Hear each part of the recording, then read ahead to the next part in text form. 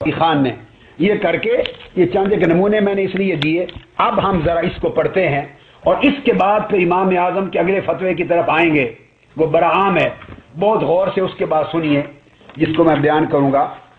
اب قول سن لیجئے. قائل جو مسئلہ مسئولہ ہے, جب آپ ساری بحثیں سن چکے, ائمہ کے اقوال سن چکے, کتب فقہ کو سن چکے, قاضی ایاز کو سن چکے, قاضی خان کو سن چکے, امام ابن نجیم کو سن چکے, ائمہ اناف متقدمین کو سن چکے, قاضی ایاز کو سن چکے, علامہ خفاجی کو سن چکے, سب ائمہ کے اقوال, صاحب جامع فصولین سب کو سن چکے کہ کس طرح کلمات احتمال محتمل کلمہ سے کافر نہیں ہوتا جب تک صراحت نہ ہو, قطعیت نہ ہو, نام نہ لیا جائے, اور قطعی طور پہ بھی ظن, شک اور احتمال کا امکان بھی جب تک ختم نہ ہو جائے اس وقت تک کافر نہیں ہوتا. جب تک یہ سارے دلائل آپ سن چکے ہیں, اب اس زیر غور اور زیر بحث مسئلہ میں بیان کو پڑھیے, سنیے. یہ سٹیٹمنٹس ہیں, ٹی وی کے ریکارڈڈ سٹیٹمنٹس ہیں کسی شخص کے جس کا موضوع زیر بحث ہے, اس کے کلمات ریکارڈڈ ہیں, لفظ ہیں. وہ کہتا ہے کہ 295C خدا کا بنایا ہوا قانون نہیں, یہ انسانی قانون ہے. یہ پھیکا لا ہے, انسانی قانون. جنرل ضیاء الحق نے اس کو دانت دی. جنرل ضیاء الحق نے اس قانون کو پکا بنایا, طاقتور کیا, اس میں سختیاں پیدا کی, اور نواز شریف کے دور میں اس میں موت کی سزا کو لازمی کیا گیا. یہ اس کا سارا کلام جہالت ہے, ظن ہے, لا علمی ہے. مگر جیسے میں نے ساری مثالیں آپ کو پیش کی, صحیح بخاری سے, صحیح مسلم سے, ابو داؤد سے, سنن ترمذی سے, ابن ماجہ سے, ائمہ کے کلام سے, حضرت حاتم بن ابی بلتع سے, دیگر وہ نباش کی حدیثوں سے, اس کے قول سے, سب کچھ سامنے رکھ لیجئے, اور قاضی ایاز کے سارے اقوال. ہر ایک نے کہنے والے کے قول پر اعتماد کیا, اور کسی نے بحث نہیں کی اس بات پر کہ اس نے جو نیت ظاہر کی ہے, جو کہا ہے, جھوٹ بولا ہے. اس پر وہ کہتے ہیں اللہ پہ چھوڑ دیں. یہ اگر جھوٹ بولا ہے تو قیامت کے دن اللہ مواخذہ کرے گا, اس کو جہنم میں ڈالے گا. اللہ عالم الغیب ہے, اس سے مخفی نہیں ہے. مگر ہمارے لیے حکم جو وہ کہہ رہا ہے اس پر اعتماد کرنا حکم ظاہر قول پر ہے. آپ نے ہر کتاب میں پڑھا, حکم سرائر پر نہیں, باطن پر نہیں. قصد و نیت کو آپ نہیں قرید کے بتا سکتے جب تک وہ خود نہ بتائے, خود بتائے معلوم کرنے پر. نہیں تو جو کہا اس کے قول کو مانا جائے گا, شریعت اسی پر فیصلہ کرتی ہے. وہ کہتا ہے یہ خدا کا قانون نہیں ہے. پھر اگلا جملہ, یہ انسانی قانون ہے, انسان کا بنایا ہوا قانون ہے. اگر بندہ اس انسان کے بنائے ہوئے قانون کے خلاف ہو اور اس میں تبدیلی چاہے تو وہ کہنے والا کہتا ہے تو اس کا مطلب یہ نہیں کہ وہ شخص کہہ رہا ہے کہ یہ جرم ٹھیک ہے, یعنی وہ گستاخی رسول کے جرم کو صحیح نہیں کہتا, اس جرم کو جرم سمجھتا ہے. اس انسان کے بنائے ہوئے قانون میں تبدیلی کرنا چاہتا ہے. یہ مولوی حضرات کوشش کر رہے ہیں یہ کہلوانے کے لیے اور یہ کہنے کے لیے کہ گویا میں یہ کہہ رہا ہوں کہ قانون میں ناانصافیت ہے, قانون میں ناانصافیت ہے. مولوی صاحبان یہ کوشش کہہ رہے ہیں کہ گویا میں یہ کہہ رہا ہوں کہ اس کا مطلب ہے میں رسول پاک کی بے حرمتی کے حق میں ہوں. اس نے کہا یہ فضول بات ہے, میں ہرگز یہ نہیں کہہ رہا کہ میں رسول پاک صلی اللہ علیہ وسلم کی بے حرمتی کے حق میں ہوں. مولوی یہ ثابت کرنا چاہ رہے ہیں یہ فضول بات ہے, میں یہ نہیں کہتا یہ فضول بات ہے. ہر ایک کے فتوے, ہر ایک کے خلاف یہ فتوے دیتے رہتے ہیں. اس نے کہا میں رسول پاک کی بے حرمتی کے قانون کے خلاف نہیں ہوں. پھر وہ آگے کہتا ہے کہ سوال کیا کسی پریس والے نے کہ یہ تو توہین رسالت کا جو قانون ہے, کیا آپ اس کے خلاف بات کر رہے ہیں, توہین رسالت کی قانون. وہ جواب دیتا ہے یہ بالکل غلط ہے, بالکل غلط ہے. 2 بار کہا اس نے. اگر کوئی مسلمان ایسی بات کرے, یعنی توہین رسالت والے قانون کے خلاف بات کرے, تو وہ شخص پاگل ہوگا. جو مسلمان ہو کر یہ کہے وہ پاگل ہے. میں صرف یہ سمجھتا ہوں کہ یہ جو انسانی قانون ہے اس پر نظر ثانی کی جانی چاہیے. میں قطعاً توہین رسالت کے حق میں نہیں ہوں, یہ لفظ ہیں اس کے. میں توہین رسالت کے حق میں نہیں ہوں. پتہ نہیں لوگ مجھے ایسا کیوں سمجھ رہے ہیں کہ میں توہین رسالت کے حق میں ہوں. میں ہرگز توہین رسالت کے حق میں نہیں ہوں. میں نے کبھی نہیں آج تک ایسا کیا, اور نہ نعوذ باللہ کوئی ایسا کر سکتا ہے. ہم سب مسلمان ہیں, کوئی بھی مسلمان توہین رسالت کو برداشت نہیں کر سکتا.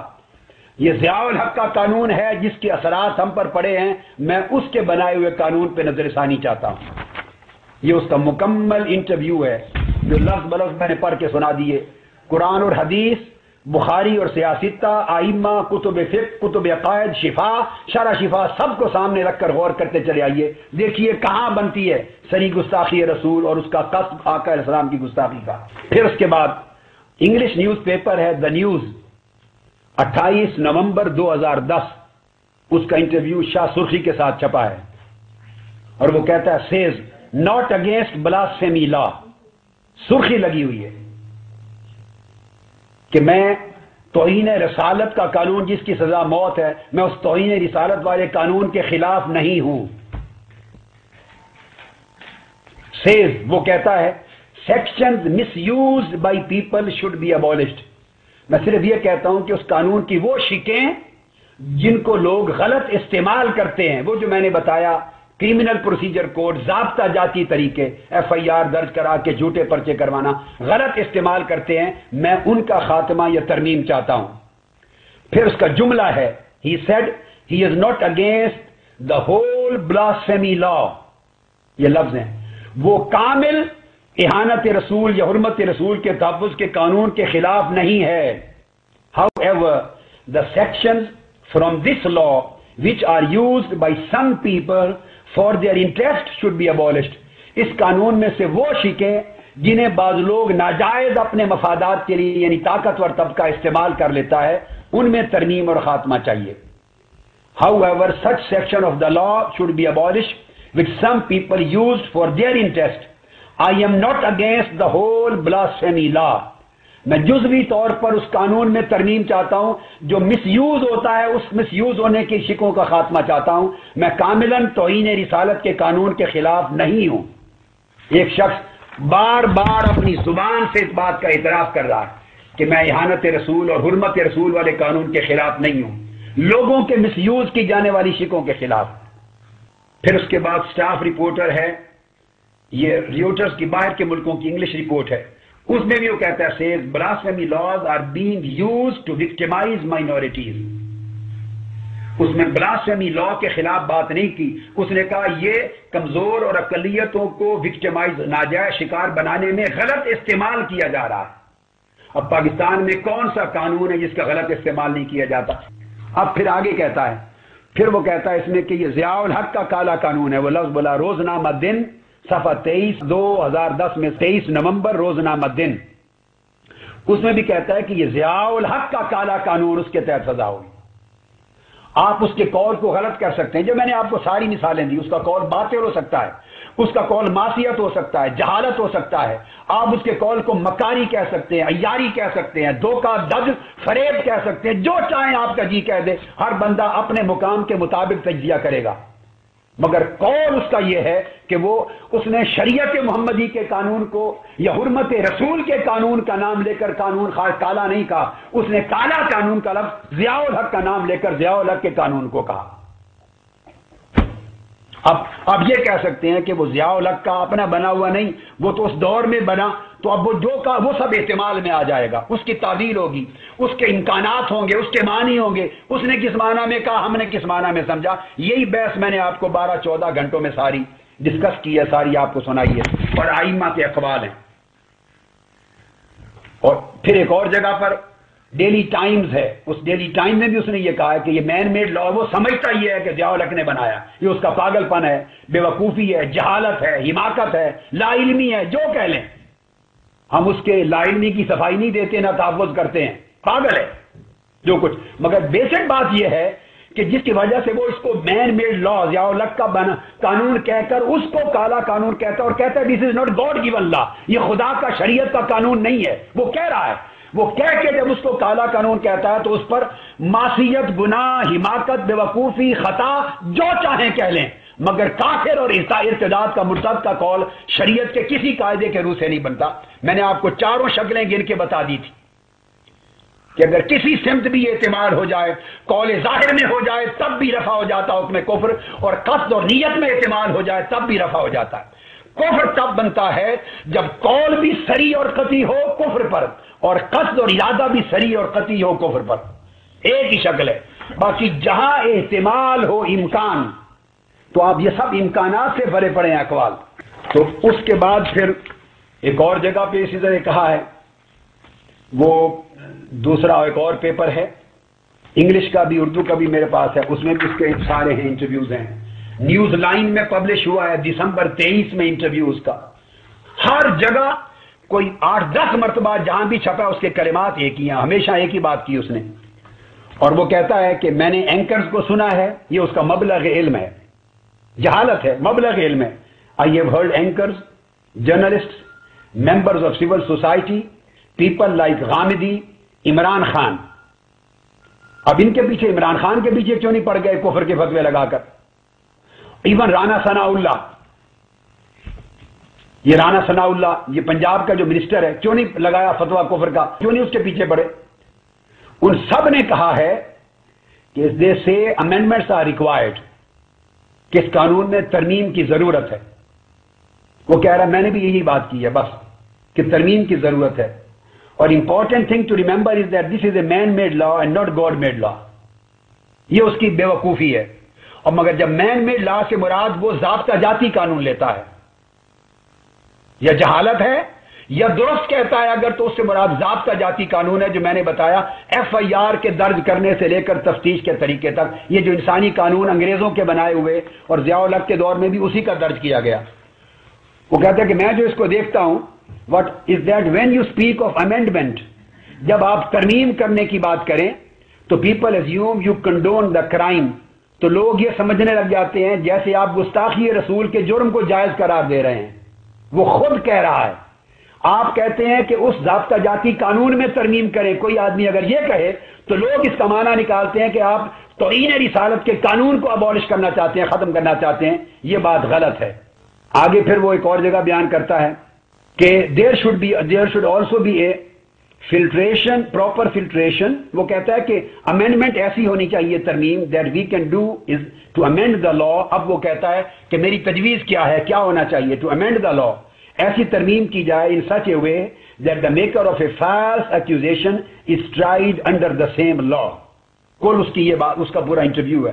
وہ کہتا ہے میں صرف یہ کہتا ہوں کہ ایسی ترمیم کی جائے کہ اگر کوئی شخص کسی پر گستاخی رسول کا جھوٹا الزام لگائے، جھوٹا مقدمہ درج کرے، اور وہ جھوٹ ثابت ہو جائے کہ گستاخی رسول اس نے نہیں کی تھی، جھوٹا مقدمہ لگایا، تو اس ایف آئی آر درج کرانے پر بھی اسی مقدمے کے تحت سزا ہو، جھوٹا الزام لگانے پر بھی سزا ہو۔ اور there should be also a proper filtration process, اور پراپر تحقیق اور چھان بین ہونی چاہیے، where someone like a D C O کی طرح کا کوئی شخص، ڈی سی یا کوئی بڑے افسر کی طرح کا کوئی شخص ہو، should confirm that there is a case to answer, کہ یہ جو ایف آئی آر الزام لگا رہا ہے کہ فلاں نے گستاخی رسول کی ہے، واقعی اس کیس میں کوئی جان ہے یا نہیں۔ یہ ایف آئی آر درج ہونے سے پہلے، الزام درج ہونے سے پہلے اس کی تحقیق ہونی چاہیے کہ واقعی گستاخی رسول کا ارتکاب ہوا ہے یا نہیں، کچھ جان ہے یا نہیں، اس کی تحقیق پہلے ہو جانی چاہیے۔ اور وجہ کیا ہے؟ This will help ensure that pressure from Maulvis and fanatics does not result in the victimization of helpless people۔ اس سے یہ کہ جب تحقیق اور چھان بین پہلے ہو جائے گی، ایف آئی آر درج ہونے سے پہلے، تو پریشر ناجائز ڈیولپ نہیں ہوگا، ڈیولپ مذہبی طبقوں سے یا انتہا پسندوں سے، اور بے گناہ کمزور لوگ ناجائز غلط مقدمہ درج کرا کے شکار نہیں بنائے جائیں گے قانون کا۔ جو جائز گستاخ رسول ہے وہ سزا کو پہنچے گا، جس پر ناجائز الزام لگا وہ بچ جائے گا۔ اور پھر اس نے یہ بات بھی کی ہے، اسی وجہ سے 50% سے زیادہ عیسائی لوگ ہیں جن پر مقدمے بنے، تعداد ان کی تھوڑی ہے، اور کوئی طاقتور آدمی کے خلاف مقدمہ نہیں بنا۔ کیا طاقتور آدمی نے کبھی آج تک گستاخی نہیں کی؟ یہ کمزور غریب ہی کرتے ہیں۔ اس کے کہنے کا مطلب یہ ہے کہ غریبوں کے خلاف طاقتور لوگ کوئی اور سبب بھی ہو ذاتی لڑائی کے، تو گستاخی رسول کی بنیاد بنا کے مقدمہ درج کر کے پھنسا دیتے ہیں، اور طاقتور کے خلاف نہیں بن سکتا۔ میں کسی ایک کیس کی میں نہیں بات کر رہا، مجھے غرض نہیں ہے، میں ان جنرل بات کر رہا ہوں۔ یہ معاشہ ملک میں یہ آواز رہی ہے، اسی کی بات وہ کی ہے۔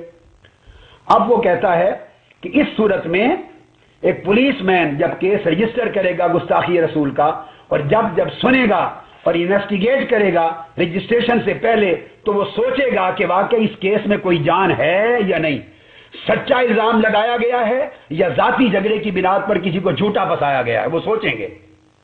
ایسی ترمیم ہو کہ سچا کیس ہو تو گستاخی رسول کا پرچہ درج ہو سکے، جھوٹا الزام ہو تو نہ ہو سکے۔ یہ اس نے بار بار بات کی ہے۔ اور اسی طرح پھر اردو میں بھی پریس کانفرنس CNN کا ترجمہ ہے، CNN نے نشر کی اس کی پریس کانفرنس جیل میں نومبر 2010 میں جیل سے آئی، اس میں بھی وہی اس نے کہا کہ یہ ضیاء الحق نے بنایا، نواز شریف نے بنایا، یہ قرآن، یہ اللہ کا اور شریعت کا قانون نہیں ہے۔ اور اس میں یہی بات کی جو بات اوپر میں آپ کو بیان کر چکا ہوں۔ تو اس انٹرویو میں بھی اس نے اس شیخو پورا جیل سے یہی بات کی ہے۔ یہ اس کے کچھ سٹیٹمنٹس ہیں جو میں نے پڑھے ہیں، تمام سٹیٹمنٹس اس کے منگوا کر تو میں نے ان کو غور سے پڑھ لیا۔ اب یہاں میں پھر وہ دہراؤں گا وہ الفاظ، اگر یہ کل سٹیٹمنٹس ہیں، اس کے علاوہ اس کا کوئی اور بیان نہیں، ہر جگہ یہی بیان ہے۔ اب ایمانداری سے بتائیے ان تمام بیانات سے شریعت کے وہ تخصیص معین کے 4 قواعد جو میں نے بیان کیے تھے، کسی ایک شخص کو الگ تخصیص کافر قرار دے کے واجب القتل کہنا، اس کے قواعد ہیں، شرائط ہیں، قیود ہیں، موانع ہیں جن کا امتناع ہے، اور وہ یہ کہ ظاہراً اس کا کلام اتنا قطعی اور اتنا صریح ہو گستاخی رسول پر، یعنی حضور کا نام لیا ہو، اس نے کہا حضور کی سنت کا قانون ہے میں نہیں مانتا، وہ کہے کہ میں تحفظ حرمت رسول کا قانون نہیں مانتا، یہ لفظ بولے یہ کالا قانون ہے، وہ کہے کہ حضور کی حرمت پر سزائے موت کے قانون کو نہیں مانتا، یہ ظالمانہ قانون ہے، خواہ اس کو قرآن اور حدیث نے کہا ہے میں نہیں مانتا، یہ کالا قانون ہے، خواہ رسول پاک نے اس پر عمل کروایا میں نہیں مانتا، معاذ اللہ یہ کالا قانون ہے۔ اگر وہ معاذ اللہ بدبخت کہے کہ 1400 سال پرانا ہے، آج زمانہ بدل گیا، میں رسول پاک کا قانون، شریعت کا قانون آج کے دور میں نہیں مانتا، کافر ہوگا، مرتد ہوگا، جہنم کا کتا ہوگا، اس نے حضور کی گستاخی کی، نام لے کر سری قطعیت کے ساتھ اور صراحت کے ساتھ، پھر اس کی نیت، اس کے قصد کا کوئی عذر قبول نہیں ہوگا۔ اور اگر اس کے پورے بیانات میں کہیں ایک دن بھی نہ رسول پاک کا ذکر آئے، اس میں پاک آئے، نہ حضور کی شریعت کا ذکر آئے، نہ حضور کی سنت کا وہ ذکر کرے، نہ قرآن کا ذکر کرے، نہ شریعت کا قانون کہہ کے رد کرے، بھلے وہ جھوٹ بول رہا ہے، چلو ضیاء الحق کا نواز شریف کا قانون کہہ رہا ہے، جھوٹ بول رہا ہے، مگر شریعت کا حکم قول ظاہر پر ہے، منہ سے تو یہ کہہ رہا ہے نا کہ ضیاء الحق کا قانون کالا قانون ہے، نواز شریف کا قانون کالا قانون ہے۔ ضیاء الحق اور نواز شریف کے قانون کو کالا قانون کہنے سے کوئی کہاں سے کافر بن گیا؟